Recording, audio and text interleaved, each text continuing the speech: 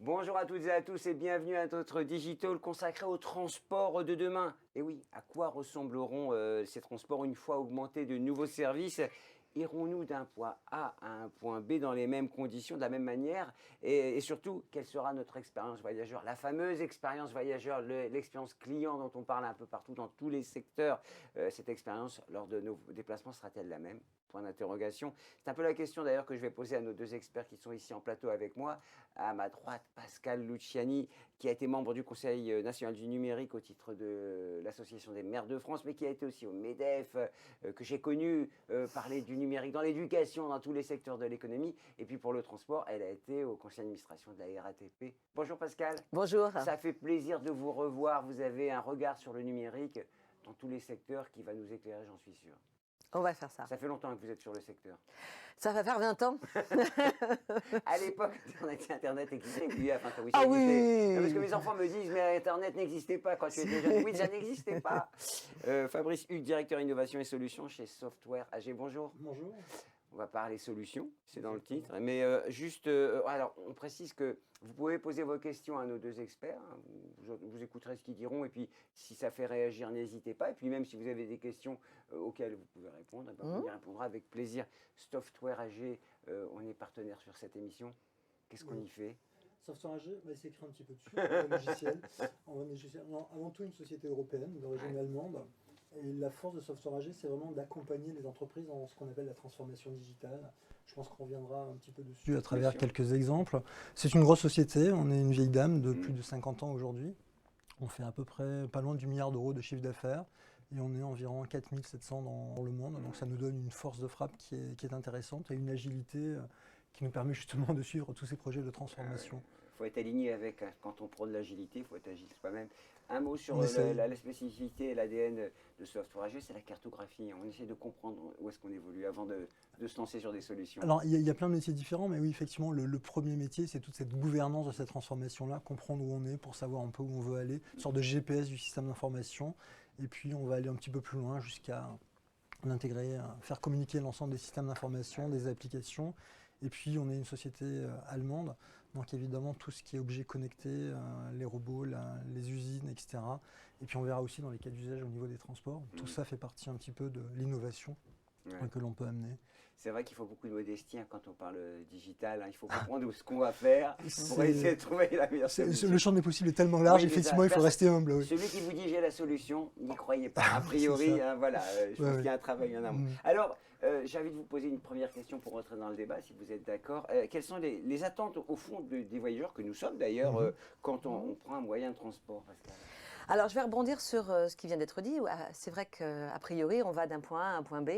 Et précédemment, on voulait aller d'un point A à un point B le plus vite possible et on voulait même aller le plus loin possible. Aujourd'hui, c'est plus ça l'attente. L'attente, c'est la facilité avec laquelle on va passer de ce point A à ce point B. Ça va être également le confort avec lequel on va pouvoir aller de ce point A à ce point B. Et en fait, tu l'as très bien dit, l'expérience, c'est comment est-ce que moi, en tant qu'usager, je me situe dans ce transport, en tout cas cette mobilité. Et cette mobilité, elle n'est plus que la volonté de se déplacer, mais c'est aussi de recevoir quelque chose de positif. Donc la notion de confort aussi, de sécurisation et de facilité, comme on vient de le dire, va devenir très important et l'est déjà. Il faut que le transport de demain puisse être dans la vie d'aujourd'hui, donc elle est digitale. Je n'accepte plus aujourd'hui d'attendre, on est dans l'immédiateté. Tout doit être sur, c'est pour ça que je l'ai gardé avec moi, là-dedans. Parce qu'en fait, c'est ce que j'attends. J'attends que cet outil magique aujourd'hui puisse répondre à tous mes besoins. Et mes besoins de transport, ils sont aussi. Donc en fait, le transport de demain, évidemment, il est digitalisé, il est numérisé. Et en fait, cette facilité, je ne veux pas avoir à attendre ou à me tromper. Donc j'attends que le système me donne des conseils et oriente mes choix. Et la technologie nous le permet. En fait, c'est ça, au fond. Je crois qu'aujourd'hui, on est devenu, entre guillemets, impatient, voire intolérant avec un certain nombre d'attentes ou de comportements des transporteurs. Parce que justement, il n'y a pas de limite, il n'y a pas d'impossibilité a priori. Voilà, on attend beaucoup de ce système de transport. On attend aussi des nouveaux moyens de transport. Qui dit nouveaux moyens de transport dit une cohérence dans la succession de ces moyens de transport. Donc on est plus sur l'intermodalité. Je crois que vraiment ce point A et ce point B ne sont plus sur un seul transport, et c'est tout l'enjeu du numérique, c'est de mettre bout à bout ces différents moyens de transport. On parle du dernier kilomètre. Oui. Le dernier kilomètre, il doit être tout aussi facile que les 100, 200 ou 1000 que nous avons fait avant. Et cette attente-là, elle est très très forte aujourd'hui. L'immédiateté, la réponse à un besoin, je ne veux pas avoir à me tromper, d'où la digitalisation. Au fond, pardonnez-moi, je fais un parallèle avec l'hôtellerie. Un des patrons d'hôtel me disait le pouvoir a changé de camp. C'est le client qui décide. Là, c'est un peu ça que vous nous dites. Le client, il veut avoir la main sur son transport. Absolument. Je veux pouvoir avoir un listing pratiquement de mes choix. Et il faut rajouter un dernier élément beaucoup plus récemment arrivé, c'est mon bilan carbone. Je veux pouvoir m'assurer d'avoir un bilan carbone qui est cohérent avec mes aspirations, mes valeurs. Fabrice, on rentre dans le sujet, si je puis dire directement de plein pied. Alors les attentes du point de vue d'experts en technologie que vous êtes. En fait, ce qu'on voit, c'est exactement, ce que je vois vis-à-vis des demandes que l'on a aujourd'hui et des projets qu'on gère, on est exactement dans cette orientation-là.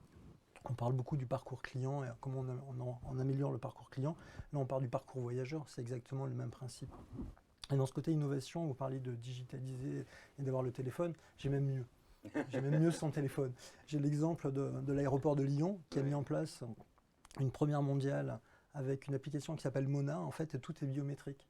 Donc, c'est-à-dire qu'ils ont un compagnon de voyage aujourd'hui. Et alors évidemment, il faut s'inscrire et s'enregistrer au tout début. Mais après, mon parcours, quand je rentre dans l'aéroport jusqu'à l'avion, pour certaines destinations, je crois que c'est le Portugal et la Corse par exemple, où j'ai même plus besoin de sortir mon téléphone pour faire mon check-in lorsque je passe. Pourquoi le Simplement, Portugal et la Corse, on ne le saura pas. Il faut faire des choix, c'est un projet pilote. C'est un bon choix. C'est un bon choix. D'une part, c'est un très bon choix, mais c'est surtout une première mondiale. D'accord. Et donc c'est ça qui est assez intéressant, c'est-à-dire qu'on n'a même plus besoin de sortir le téléphone aujourd'hui et on a quelque chose qui est complètement digitalisé ou immatériel même. Vous l'avez avec des bagues aussi. Effectivement, on pourrait imaginer. Ah mais vous l'avez, ça existe aussi, je l'ai vu. Voilà. Et je trouve ça assez... C'est vrai. À aucun moment je me permettrais d'aller contre vous, évidemment. Non, mais on est vraiment dans cette amélioration et je trouve ça assez extraordinaire de pouvoir du coup se déplacer d'un point A à un point B. L'expérience, hein. Alors c'est un mot un peu fourre-tout, un concept. Pourtant c'est le socle de tout, hein, de tout ce dont on parle. On a le choix aujourd'hui. Ouais. On dit tout à l'heure que le client est devenu roi. On a le choix, on a tous les éléments pour arriver à comprendre, faire ce choix. Quand on voyage, on passe des heures sur Internet à regarder, on a tous les commentaires à droite, à gauche, etc. Donc on a le choix de faire ce qui va bien. Et il y a tellement... Alors en plus, je sais pas, moi j'ai plutôt l'habitude de dire quand ça va pas plutôt que quand ça va bien sur Internet. Donc on reçoit que les éléments quelque part négatifs. Et donc je pense que tous les secteurs d'activité sont obligés de travailler vraiment pour améliorer leur image. Et leur image, c'est l'expérience qu'on va en avoir. Clairement. Alors l'expérience en plus, elle va, bien sûr, elle est sur cette façon de faciliter le transport, mais je crois également que dans l'expérience, il y a le confort.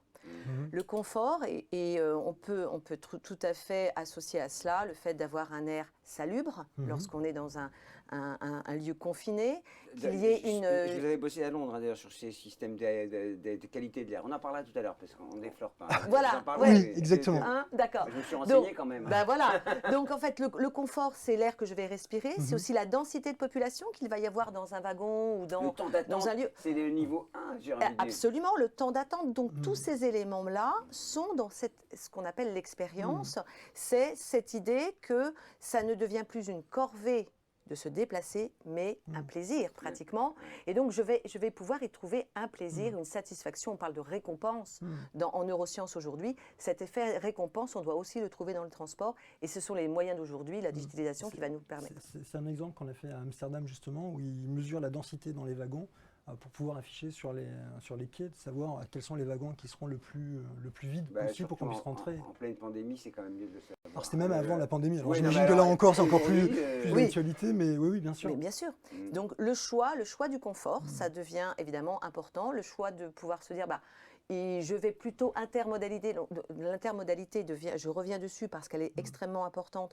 Je peux choisir de prendre un transport abrité ou bien prendre un vélo.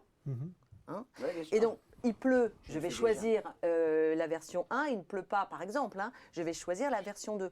Et donc, tout cela, ça nécessite évidemment d'avoir des recueils d'informations et de données qui sont bien au-delà de celles des transports. Quand on Ouais, parle non, de mais- météo, non, mais c'est bien de À du recueil Paris, de on est données. tous à prendre le métro, un Uber, et puis derrière un Un vélo, vélo. une trottinette. On finit toujours le dernier kilomètre, on le finit en trottinette. Voilà. Bon, quand on arrive en rendez-vous en trottinette, on dit, bah voilà. Bon, bref, ça change un peu aussi les perspectives et les Exactement. relations Bien sûr, humaines. ouais. Juste un mot, c'est important, il n'y a pas de limite techno aujourd'hui. Le champ des possibles est extrêmement vaste. C'est juste une histoire peut-être d'investissement, de vision qu'on comporte. Alors, je pense qu'il y a 2 points par rapport à ça. Évidemment, la technologie permet aujourd'hui d'ouvrir le champ des possibles.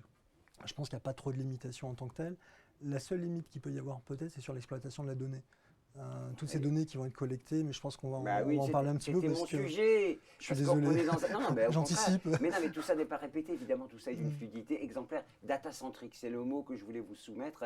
Nous sommes dans un monde data-centrique où on collecte des datas, puisque l'expérience dont vous parlez à chaque fois qu'on se connecte, on fait remonter une information auprès d'un serveur, auprès d'un cloud, auprès de quelque chose, en tout cas, qui collecte ces datas. C'est la sécurité derrière. Comment on la gère, comment on gère ce sujet? Je pense qu'il y a encore plusieurs niveaux là par rapport à ça. D'abord, on collecte de la donnée brute qui est initialement, qui n'a pas grande importance en tant que telle. Là où elle devient intéressante, c'est quand on commence à y mettre de l'algorithme autour de cela. Et là, ça peut devenir effectivement, l'exploitation de cet algorithme plus la donnée peut devenir peut-être un petit peu dangereuse. Mais aujourd'hui, il y a plein de garde-fous, je crois, le RGPD en Europe, qui est à mon sens un élément capital.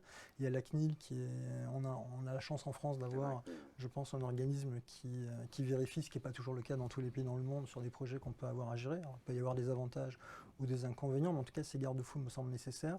Et puis, c'est comment on arrive à protéger l'accès à ces informations-là. Et là, je crois qu'il y a beaucoup d'améliorations qui ont été menées, mais c'est avant tout une démarche d'entreprise, une démarche de responsabilité de tout le monde. Bien sûr. On dit toujours que voilà, on a beaucoup de données qui sont sur nos téléphones. Ouais. Bah, c'est de bien mettre un code pour les protéger. Aujourd'hui, ça commence par rapport à cela. Donc à tous les niveaux, à tous les étages, il Ouais, faut faire parce ça. parce qu'en fait, en creux, Fabrice, hein, on parle des données sur le transport, mais c'est les données sur la santé, sur les finances, c'est toute une série de données aussi qui peuvent être en libre accès. On parlera de souveraineté éventuellement, mais... On n'aura peut-être pas le temps. Non. Mais c'est un vaste On sujet. reviendra. C'est un vaste sujet. Mais oui, bien sûr que tout cela ne tient, enfin cette fluidité, cette facilité dont on parle, cette expérience client renouvelée, ne tient que parce qu'il y a une massification de la donnée. Et elle n'est pas que, encore une fois, celle du transport, elle est celle que moi, usager, je fais remonter sur mes aspirations, sur Sur mes valeurs, mon mes habitude besoins, de bien sûr. transport également. Et c'est tous ces maillages et ces croisements qui nécessitent une massification. Souvent, on peut revenir dessus. L'intelligence artificielle, ou en tout cas la machine qui apprend de ces massifications de données, va apporter de plus en plus de facilitation. Encore faut-il qu'elle ait le temps, cette machine, d'apprendre pour pouvoir imaginer des fluidités performantes. Et c'est ce qu'attendent les usagers, et c'est ce qu'attend cette expérience client. Elle arrive. C'est-à-dire que plus il va y avoir de remontées de données, plus on va pouvoir définir des parcours clients et d'usagers qui seront performants par rapport aux attentes des uns et des autres. Vous êtes d'accord avec moi qu'aujourd'hui, sur le plan marketing, les sociétés ont fait des progrès. C'est-à-dire que vous connectez sur un hôtel, vous avez tout de suite une information qui remonte auprès des annonceurs pour savoir que vous êtes intéressé par un hôtel ou une voiture. Ça, c'est quand même... Oui. Sur la data, elle fonctionne de ce point de vue-là. Oui, bien sûr, bien sûr. Alors, il y a l'aspect sécurisation et est-ce que je donne le droit à C'est un sujet. Le sujet, de l'autre côté, je pourrais dire qu'à la limite, tous ceux qui sont connectés sur les réseaux sociaux se posent beaucoup moins de questions. Mais je vais laisser de côté cet aspect de la chose. Ce commentaire personnel. Ce commentaire C'est personnel. un problème générationnel. Voilà. Mais il est bien évident que plus je veux aller vers cette expérience qui me correspond, plus je devrais donner au système une information qui m'est propre. Si, je vais donner un exemple tout bête, je suis allergique et je ne veux pas aller sur des endroits trop confinés dans lesquels je me sentirais peut-être mal à l'aise, il faut bien qu'à un moment donné, je dise au système, je suis allergique. Et pour que le système me propose un parcours de transport qui soit adapté à ma situation personnelle. Et donc, évidemment, il va y avoir dans les années à venir cette problématique de la donnée institutionnelle ou structurelle des transports croisée avec ma propre donnée personnelle. C'est votre sujet, la data dans les... Ça en fait partie. En fait, l'idée aujourd'hui, c'est comment on arrive à corréler toute cette information-là et comment toutes ces informations élémentaires qui n'ont pas vraiment de valeur, mais qui prennent de la Bien valeur sûr. quand effectivement on les met en effet macro. musique les unes avec les autres. Bien sûr. Et c'est là où ça peut devenir effectivement un réel avantage ou devenir dangereux suivant l'usage et qui va utiliser ces Je données-là. rappelle Ouais. que les Américains, quand on est hébergé sur leur cloud, ils peuvent se servir des data comme ils veulent. Hein. C'est le Cloud Out, le Patriot Act qui leur permet d'avoir accès. Enfin, c'est encore une autre histoire. Vous Ouais, avez ouais. vu, quand on parle du sujet, on ouvre à chaque fois des trappes où il y a encore un sujet qui émerge. Mais on n'en finira pas. Est-ce qu'on peut parler d'un sujet quand même? Je sais que vous êtes très attaché à cela. Fabrice aussi, mais Pascal, en tant qu'élu, la RSE, l'impact, c'est important et peut-être que la transformation digitale nous accompagne vers un impact beaucoup plus positif. Oui, c'est vrai que je l'évoquais au tout départ, il y a une recherche quand même des usagers aujourd'hui sur quel est mon impact carbone, quelle est ma place dans ce système pour lequel j'ai une responsabilité, il y a une responsabilité personnelle et collective dans le cadre du transport. On l'a beaucoup, la COP21 a démarré vraiment cette prise de conscience. Encore aujourd'hui, on en parle beaucoup. Donc en fait, dans les datas qui émergent et dans les parcours qui vont être proposés, il y aura obligatoirement demain une recherche personnelle qui est d'avoir le plus faible impact possible. Et donc les transporteurs, tout autant que les usagers, sont en train de rechercher aujourd'hui quels sont les transports, non pas les plus rapides, mais les plus adaptés à l'environnement qui est le mien, c'est-à-dire à la protection de la planète. Ça, c'est vraiment une tendance très lourde qu'il va falloir absolument intégrer dans l'ensemble de cette expérience client dont on parle depuis tout à l'heure. C'est un des présupposés que le digital nous aide justement à avoir un meilleur impact. Alors, la réponse est évidemment oui. mais je le vois par rapport, même à titre personnel, on voit qu'aujourd'hui, même si on a envie, on a de plus en plus de contraintes aussi. Pour accepter ces contraintes-là que l'on peut imaginer, il faut bien que je retrouve quelque part ces valeurs et qu'on me propose quelque chose qui soit plus en adéquation. Et c'est le cas vous parliez tout à l'heure des bus de Londres. Ouais. Donc aujourd'hui, les fameux bus Impérial Rouge, mais pas que, il y a 5000 bus à Londres en fait, et la mairie de Londres a délégué cette gestion à une entreprise, et cette entreprise-là a un certain nombre de qualités de contrats de service à respecter. Voilà, cela, exactement. Et donc dans ces contrats de service qu'ils ont, c'est qu'on va mesurer typiquement l'oxyde d'azote, les particules fines qui vont être rejetées dans l'atmosphère. Et en fait, tout cela, alors ils ont vraiment modernisé les bus, donc ils sont maintenant truffés de capteurs, et on a mis ça en place avec un de nos partenaires qui développe les capteurs, et nous on amène la solution logicielle derrière. Et l'idée, c'est d'arriver justement à contrôler ces 5000 bus en temps réel, donc regarder par rapport à ce qu'ils vont émettre et essayer de réduire cette émission-là. Mais ça va aller un petit peu plus loin, parce qu'on va aussi, on revient sur l'expérience utilisateur, je ne veux pas que le bus tombe en panne, et je veux qu'il y ait le maximum de bus disponibles pour ne pas attendre, etc. Et donc les bus sont aussi truffés de capteurs qui permettent de rentrer dans non plus de l'analyse préventive, mais de faire de l'analyse prédictive, de la maintenance prédictive. Et donc on est bien sur du machine learning, de l'intelligence artificielle, pour essayer de maximiser en fait la réparation des bus au moment opportun pour réparer le bus, et d'arriver à cette mécanique-là. Et donc ça, c'est assez intéressant, et je pense que c'est vraiment dans l'air du temps. C'est ça, quand on parle de ville intelligente, c'est ça en fait. Ça fait clairement partie de la ville intelligente, je pense, mais ce que vous disiez tout à l'heure, c'est encore dans une dimension beaucoup plus large. C'est un élément de la ville intelligente. Quand on est élu, la ville intelligente, c'est le rêve, c'est le Graal. Non, je ne sais pas si c'est le Graal ou si c'est le rêve. Honnêtement, je ne sais pas s'il faut le dire comme ça, parce qu'en fait, cette ville intelligente, elle ne l'est que si les hommes et les femmes qui habitent le sont. Donc, je ne suis pas sûre qu'on puisse dire que c'est le Graal. Voilà, c'est une recherche d'intelligence partagée entre les usagers qui en font un bon usage et la ville, et en tout cas l'IoT, donc les objets connectés qui tournent autour de tous ces systèmes. Juste aller un tout petit peu plus loin sur la RSE et sur le sujet que vous venez d'évoquer sur la captation, en fin de compte, des indicateurs de pollution, parce que c'est de ça dont vous parliez à l'instant. On peut même aller encore plus loin et se dire qu'il y a, vous le savez, des bus ou des transports, quel que soit tramway ou autre, ou même des véhicules, qui parfois sont plus vides ou font un trajet presque à vide. L'optimisation, la donnée, et donc votre travail aussi en logiciel, c'est d'optimiser aussi les transports au maximum de l'utilisation des usagers. Alors, quand il y a beaucoup de monde, il faut qu'il y ait plus de transports, quand il y en a moins, mais ça renvoie à la prédictivité des usages. Donc effectivement, encore une fois, là, le digital s'invite sur ne serait-ce que la réflexion des modalités de transport qu'il est nécessaire de mettre en place dans sa fréquence, dans son trajet. Et on arrive pratiquement à l'autonomie presque de ces transports. Donc on a parlé de navettes autonomes, de tramways autonomes, de véhicules autonomes bientôt, où on va pouvoir même moduler. Je vous rappelle qu'aujourd'hui, on est encore comme au début du XXe siècle, où on a, avec un trajet. Et donc, on est en train de se poser la question, comment est-ce que moi, usager, je m'intègre dans ce trajet prédéfini? Demain, c'est le trajet presque à la demande. Et ça va demander beaucoup de données. Et beaucoup de travail pour vous, pour nous trouver les bons trajets. Mais ils vont bien, Software AG, ils ont du travail.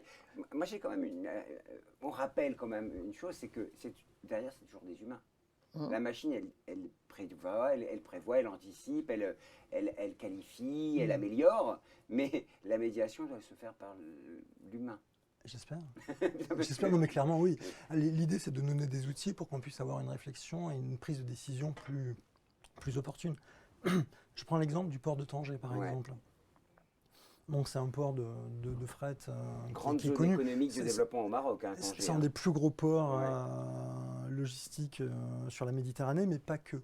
C'est aussi un grand port de passagers. Je crois qu'ils ont plus de 2 ou 3 millions de passagers, avec beaucoup de pics d'activité. Ce que vous expliquiez tout à l'heure, l'idée, c'est comment on va pouvoir arriver à mesurer l'arrivée des passagers. Donc, ils ont mis en place tout un système de check-in complètement dématérialisé pour justement que lorsque les passagers arrivent, les moyens soient mis en place en même temps au moment opportun pour que l'expérience soit la plus fluide possible et la plus agréable possible. Donc, avec ces gros pics d'activité et qu'à un moment donné, il y ait tout le personnel soit mis à disposition au bon moment, que le matériel soit là au bon moment, etc. C'est facile à savoir. Pour faciliter. On a les réservations. C'est pas si simple que ça, parce qu'il y a aussi toute la mécanique de... Donc il y a beaucoup de compagnies maritimes qui arrivent, donc il y a aussi toute cette intégration quelque part avec l'ensemble de cet écosystème. La solution logicielle doit gérer des multi-entrées pour pouvoir... Clairement, oui. Puis alors on va parler hors pandémie, parce qu'effectivement aujourd'hui on est dans un contexte un peu différent, mais c'est beaucoup de ferries qui arrivent aussi, et donc il y a toute cette population très touristique qui va arriver, plus cette population classique. Sur le port de Tanger, c'est vraiment de simplifier, toujours pareil, ce parcours du passager, de leur donner les éléments pour que ce soit le plus agréable possible, avec vraiment... où il m'expliquait qu'il y a une ville dans la ville qui se crée dans une journée ou à un moment donné, la fin des vacances scolaires, des choses comme ça. Tout ça, c'est la prédictivité. Donc, c'est ce qui nous renvoie à ce data-centric, à cette affluence de données qui va de plus en plus demander au soft d'avoir de la prédictivité. Et pour cela, il faut le nourrir. Il faut nourrir la bête. Et non, mais c'est vrai. On va nourrir cette bête qui va demain pouvoir nous apporter cette prédictivité pour assurer cette fluidité, cette performance économique et environnementale également. On voit bien les limites. Enfin, il n'y a pas de limite justement en matière de technologie, de prédictivité, puisque si on a les moyens qui vont bien, on peut aller très loin. Est-ce que l'humain est capable de comprendre ce système? Quand vos interlocuteurs, c'est l'élu, le DSI. Je pense que c'est une notion qui devient de plus en plus difficile pour qu'une personne arrive à avoir la vision totale. Ça, c'est peut-être le risque vers lequel on peut tendre aujourd'hui. Après, est-ce qu'il n'y a pas de limite? Il y aura toujours des limites parce qu'on aura toujours, je pense qu'on est très imaginatif, on est très créateur, donc on va avoir à chaque fois des besoins différents. Et puis de notre côté, même en tant qu'usager ou passager, c'est gênant, mais en même temps c'est plutôt bien quand je reçois une notification, mon train va démarrer dans pas longtemps, rappelez-vous demain je vais avoir un avion à prendre, la voiture elle est bien réservée. Cette information, je n'ai jamais demandé que ça arrive, mais elle arrive quand même à un moment donné, donc c'est quand même assez agréable. Puis quand on y réfléchit un peu, on se dit... C'est bizarre quand même que toute cette information arrive, je n'ai pas forcément demandé qu'elle arrive, mais c'est tellement agréable. Donc à l'arrivée... Moi, je me cherchais sur Google l'autre jour mes déplacements du mois. Donc on m'a dit précisément où est-ce que je me suis baladé. Évidemment, je n'ai rien à cacher, donc ça ne me dérangeait pas, mais c'est quand même très intrusif. Ça peut être intrusif. Ça peut être intrusif. C'est justement le pendant qu'il va falloir, pour avoir plus de facilité, comme on le disait précédemment, apporter de la donnée qui devient une donnée aussi personnelle. Et donc, où est-ce qu'on fait cet équilibre entre ce que je veux bien donner pour nourrir cette bête informe et dans laquelle on ne comprend plus ce qui se passe, pour Pas obtenir toujours, derrière cette facilité de service. Mmh. Et c'est tout l'intérêt et toute la difficulté qui est la vôtre aujourd'hui, que vous avez très justement évoqué, cette sécurisation de la donnée, cette protection, et en même temps ce service à rendre qui ne peut s'appuyer que sur de l'approvisionnement en matières premières qu'est la donnée. C'est toujours un Et équilibre c'est cet balancier, équilibre-là que l'on qui attend de est vous pas et qui toujours- est très bien rempli dans, voilà, dans des structures comme les vôtres, avec cette sécurisation et en même temps ce service rendu. Demain, qu'est-ce qui va se passer, hein, parce que c'est un sacré challenge. Hein. Alors, comment vous voyez les choses pour j'allais dire demain, c'est vraiment demain, c'est pas le futur. Hein, on parle pas de. Alors, au moment où on parle de métaverse, vous avez vu, Ah oui. on va même plus se déplacer puisqu'on se déplacera comme dans Ready Player One avec un casque. Mais bon. Quel dommage. Alors, comment, Pareil que les voyages forment la jeunesse. comment ça va fonctionner? Alors, vous avez un peu défloré le sujet sur ces systèmes interconnectés. Comment vous voyez les choses, Pascal? Alors, c'est pas demain. Le système interconnecté, il est déjà actuel. Il est déjà là. Hein. Il est déjà là. C'est vrai qu'il demande à être plus performant, je suis d'accord. Il y a aussi dans le demain, il y a des nouveaux outils, des nouveaux moyens de transport. On va aller vers une autonomie des moyens de transport. Comme je disais tout à l'heure, effectivement, j'ai défloré, on va avoir non pas des trajets prédéterminés, mais aussi des trajets qui vont pouvoir réagir avec une demande passager. Et donc, ça sous-entend que les lampadaires, par exemple, ou en tout cas des connexions dans la ville beaucoup plus importantes pour pouvoir faire naviguer ces véhicules ou ces moyens de transport de façon plus fluide, puisque sur un trajet prédéterminé, c'est facile. On lui dit, tu vas d'un point A à un point B. Sauf que maintenant, pour aller d'un point A à un point B, il faut peut-être prendre Madame Durand à droite et puis Monsieur Dupont à gauche.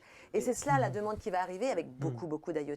Parce que oui, Fabrice, c'est je prends le métro, puis après je prends une voiture qui passe que Renault aura mis à disposition. Bien sûr, parle avec de Renault, ma place. on va parler d'une marque étrangère. Mais Ma place de parking sera déjà réservée. Bien sûr. Ou ma prise électrique sera déjà réservée au niveau du parking.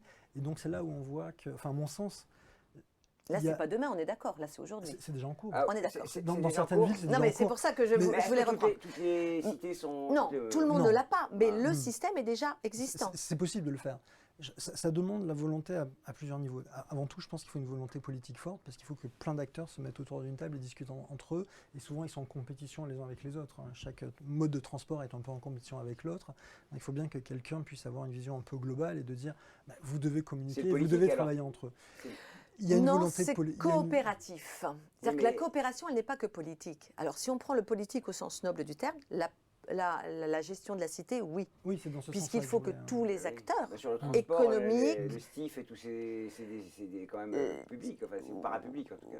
Oui, enfin, le monde ne tourne pas autour du secteur public, c'est public et privé. C'est-à-dire que demain, ça ne peut se faire que ce type de partenariat. Oui, vous pensez, quand on préparait l'émission, on a dématérialisé l'usage, donc ça veut dire que évidemment le privé, il sera... Aujourd'hui, on voit certains constructeurs automobiles qui ne parlent plus en vente de voitures, on vend un moyen de locomotion, un moyen de déplacement, et on parle de plus en plus de services à valeur ajoutée plus que de produits ou de véhicules qu'on va acheter. Et je vois par exemple, on est très présent aussi au Moyen-Orient, et je pense on voyage avec vous, c'est bien. Je pense à Dubaï par exemple. Ouais, alors effectivement, on est un petit peu loin, mais vous avez d'autres exemples plus proches de nous la dernière fois. Parlez-nous de Dubaï, ça m'intéresse de savoir ce qui s'y passe. Il y a un projet Smart Dubaï et j'ai eu la chance d'être invité, d'aller visiter un petit peu ce qu'ils font là-bas. Et c'est vraiment cette notion de rendre les habitants de Dubaï le plus heureux possible, en tout cas de maximiser leur bien-être. Et donc tout est pensé pour que la ville devienne très intelligente, et donc les transports sont évidemment partie de la ville intelligente, mais pas que, c'est une ville sans papier par exemple, et on participe à tous ces projets-là qui sont innovants, très clairement. Mais je crois que vous me disiez qu'on n'est pas besoin d'aller chercher si loin, et qu'il y a des choses qui se passent évidemment chez nous, et on a le droit d'être fiers aussi de ce qui se passe chez nous. Mais c'est assez extraordinaire, parce qu'évidemment, il y a des moyens à Dubaï qui sont probablement plus importants que ce qu'on peut avoir C'est la probablement chez planète nous. Mars quand même, Dubaï. Voilà, et puis, mais on voit souvent des projets qui peuvent être très innovants et qui peuvent aller très loin. Après, l'usage se démocratise et ça reviendra chez nous. Le coût se réduit, puisque à mesure qu'on a d'expérience, exactement. Et il va falloir aussi encadrer et interconnecter des nouveaux moyens de transport. Je voulais aussi, quand on parle du demain, qui commencent à être présents, c'est aussi des moyens aériens de locomotion dans la ville. On ne va pas parler des téléphériques qui sont en train de se développer là aussi. Ah oui, oui. Il faut penser Là, à Lyon, de plus en plus. Il y en a, région mais il parisienne. y a même un projet pas très loin région d'ici, en parisienne, région parisienne. oui, Ah bien oui. sûr. Voilà, donc ce sont des nouveaux moyens. On va parler, il y a eu présenté il n'y a pas très longtemps, je fais un petit peu RATP du coup, mais excusez-moi, mais des moyens de volants. Donc, on n'est pas encore au drone individuel. Mais là, oui, ça a été présenté. Volocity a été présenté là, il y a quelques mois. Donc, on voit bien qu'il va falloir interfacer de plus en plus de moyens de transport différents pour remplir cette fameuse expérience de facilitation du transport et du confort. Et tout cela, ça, c'est vraiment l'enjeu de demain, avec un bénéfice qui n'est plus celui de « je veux aller vite » et « je veux aller loin », mais « je veux aller bien ». Et de pouvoir choisir, je peux aller Et je vite veux un jour, je veux être choisir confortable le lendemain. quelque chose je veux être très d'électrique, écologique, peut-être de etc. moins carbone. Tous ces choix-là deviennent inhérents à la logique de transport. On n'est plus du tout, pour reprendre par quoi j'avais commencé tout à l'heure, sur « je veux aller vite quelque part ». Je veux aller bien quelque part. Mais si on peut aller bien et vite, c'est encore mieux. Peut-être pas si on est bien dans le transport. Mais oui. On peut y rester. On peut y rester, oui, toute la journée. J'avais une question que j'ai oubliée parce que je vois vos paroles en fait. Mais bon, moi, de toute façon, il y a des questions qui sont arrivées. Je mets mes lunettes, pardon, quand elles arrivent sur la tablette. C'est encore deux. Ah oui, quel est le niveau d'acceptation des usagers quant à la sécurisation de leurs données? Que sont-ils prêts à accepter pour faciliter leur déplacement? C'est vrai que c'est intéressant à savoir qu'est-ce qu'on peut donner en fait. Lorsqu'on regarde l'usage qu'il y a sur les réseaux sociaux, on voit bien qu'il y a une acceptation assez large de la donnée personnelle pour obtenir cette fameuse récompense intellectuelle qui est fournie par les réseaux sociaux. Donc on peut s'attendre à ce qu'il y ait une acceptation quand il y a en contrepartie un confort et une facilitation, une acceptation de la part de l'usager de fournir de l'information qui le concerne parce qu'il va en avoir un bénéfice, lui. Il ne va pas renseigner le système pour que le système soit plus performant, il va renseigner le système pour avoir un bénéfice personnel. Là, vraisemblablement, les jalons sont beaucoup plus ouverts que vraiment ce Big Brother qui a fait très peur à tout le monde. Alors, une question pour vous, Fabrice. Les axes d'innovation pour Software AG et les tendances aujourd'hui plus largement des systèmes d'information? Je crois qu'il y a plusieurs éléments, mais ce qu'on voit aujourd'hui, c'est vraiment cette notion de... surtout dans ce qu'on parle depuis ce matin, d'interopérabilité de tout cela. Tout doit communiquer, tout doit pouvoir s'échanger, etc. Et c'est vrai qu'aujourd'hui, il y a un certain nombre d'éléments qui sont des facilitateurs. Je pense, alors peut-être un gros mot à utiliser, mais le terme API. Je ne sais pas si ça parle à tout le monde, mais globalement, voilà. Donc c'est vraiment le sujet aujourd'hui qui fonctionne de manière très forte. On vit avec des API, il y a des API partout, et donc il y a cette notion de gouvernance autour des API, de sécurisation, de monétisation de ces API-là, et on est en plein dedans. Donc c'est vraiment cette mécanique-là, en tout cas cet axe que l'on voit, que l'on ressent nous, de manière excessivement forte. Et puis on commence à ressentir à travers certains projets, vous en avez parlé aussi, qui est cette notion d'objets connectés, d'interopérabilité aussi à travers les objets pour remonter et tout ça pour amener de la data et alimenter la bête comme vous expliquiez tout à l'heure. Mais on peut aller peut-être même un cran plus loin aujourd'hui quand on s'aperçoit qu'on est sur cette quelque part dématérialisation des usages. Donc les entreprises ont aujourd'hui de moins en moins contact direct avec leurs clients. On passe par des portails, on passe par des applications, etc. Et donc ça devient assez difficile de percevoir un petit peu le ressenti quelque part de ces clients-là. Et donc la mesure de la performance, l'analyse de cette performance, etc. devient aussi un sujet qui à mon sens est important parce qu'on n'a plus comme on n'a plus le contact direct, on a besoin de regarder ce qui se passe, de ressentir un petit peu tout ça. Donc c'est aussi, alors si on utilise encore des gros mots, on va parler de process mining par exemple, mais ce sont vraiment les sujets qui ont le vent en poupe, en tout cas de ce que je vois à travers ce Sans déflorer quoi que ce soit, on a une émission programmée sur la santé. Vous parlez des objets connectés. Évidemment, dans ce domaine, ce sera essentiel de pouvoir tracer les patients qui sont par exemple chez eux. Oui, c'est ça, le maintien à domicile, par exemple. Là, on est sur des enjeux essentiels. La santé, j'allais dire... nous sommes sur deux enjeux essentiels. Le transport, se déplacer, et puis la santé, évidemment, bien sûr. On en parle dans quelques jours. Je crois dans 2 jours. Dans 2 jours, soyez attentifs, c'est passionnant, vous verrez. Alors, Pascal, on a parlé de l'acceptation. Alors, un sujet aussi que vous avez abordé quand on préparait, qui est assez intéressant. Quand on va fluidifier ce transport, quand on n'aura plus de problème, de perte de temps, que deviendront ces grands hubs où on s'arrêtait pour lire un journal, pour prendre un café? Voilà, effectivement, dans la réflexion de l'intermodalité, il y a la réflexion sociétale de cette ville intelligente. Donc là, on n'a plus que les transports, on a les lieux où jusqu'à présent, on attendait son train, on attendait son bus, bref, on passe, dans un transport, on passe notre vie à attendre quand même. Et donc là, si on fluidifie tout, quid de ces zones de convivialité économique, et que devient le café du coin, que devient la petite boutique. Et donc il y a aussi cet écosystème qu'il va falloir intégrer dans le système logiciel, parce qu'on pourrait très bien se dire que sur mon parcours et mon expérience client, d'usager, je ne suis pas qu'un voyageur, je reste un usager de la ville, et donc je vais peut-être aller chercher mon tailleur qui est prêt au pressing parce que je sais que j'arrive à 18h52 et qui sera prêt à 54, etc., etc. Donc on va interfacer plus que les moyens de mobilité, on va interfacer la vraie vie. Exactement. Et je crois que c'est vraiment cet enjeu-là, d'où l'expérience qui ne sera plus « je veux aller vite, mais je veux aller bien ». Est-ce qu'il faut avoir peur? C'est ma dernière question parce que, Présenté évidemment, comme ça, non. Non, mais il ne faut pas avoir peur de l'avenir. L'avenir, jusqu'à présent, on a toujours montré qu'on allait mieux, on s'en porte pas plus mal, mais on a toujours eu peur. Regardez, quand l'électricité est arrivée, tout le monde a eu peur. Aujourd'hui, on ne pourrait plus s'en priver. Je crois que demain, tous ces débats de frayeur seront derrière nous, parce qu'on aura tous démontré, grâce à des entreprises qui sont aussi performantes, que ça améliore la vie au quotidien. Alors, et qu'on peut maîtriser sa data, hein, parce que tout ce qui est autour du cloud, on en reparlera. Mais ça fait partie de la sécurisation. Voilà, la sécurisation c'est un grand débat, derrière tous les sujets, bien Fabrice, sûr. Même question, il ne faut pas avoir peur quand on a une maîtrise technologique, il faut avoir des présupposés, en tout cas une philosophie de l'usage. Je pense qu'il ne faut pas avoir peur, mais il faut en même temps être conscient des informations qu'on veut bien donner, qu'on veut bien partager, qu'on veut bien recevoir.